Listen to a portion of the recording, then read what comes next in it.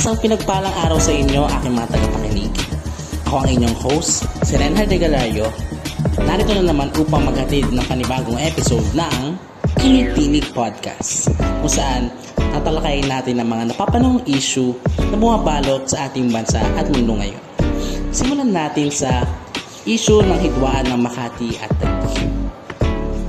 Kung ating titignan sa nakaraan, matagal nang mahidwaan ang dalawang lungsod na ito.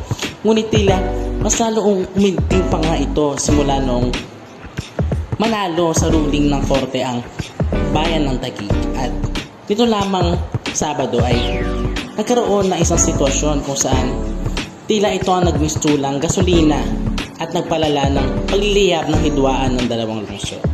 Ito ay matapos paalisin ng mga kawani ng Makati ang mga kawani ng lungsod ng Taguig sa Makati Garden. Dahil nga dito ay tila hindi nagustuhan ng gobyerno ng Taguig ang naging aksyon ng Makati na ito. Kaya naman ay nagsagawa sila ng temporaryong pagsasara ng nasabing infrastruktura at tila inalmahan nga ito ng lungsod ng Makati. Anila, isang malaking bully ang lungsod ng Taguig sa ginawa nila ito. Ngunit tunay nga ba na makalayo pa ang Makati sa paulit-ulit na ganitong sitwasyon?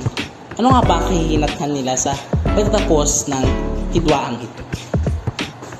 Susunod naman ay ang usapin sa nagbabadyang panganib ng El Nino, kung saan umabot na sa puntong minamatahan na ng gobyerno ang potensyal na pagsasagawa na o pagdedeklara ng state of calamity.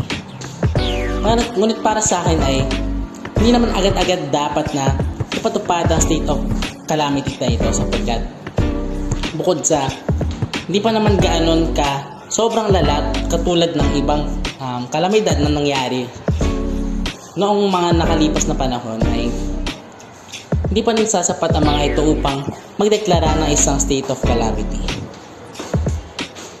At ang pinakahuling topic natin ay ang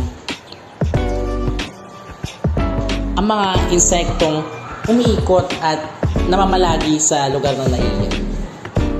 Kung susumahin ay tila napaka-incompetent nga yata ng NAIA sa parteng ito, sapagkat hinahayaan lamang nila na magkaroon ng mga insekto at tila napalaking sampal nito para sa kanilang reputasyon, sapagkat isa ang NAIA sa mga prominenteng paliparan dito sa ating bansa.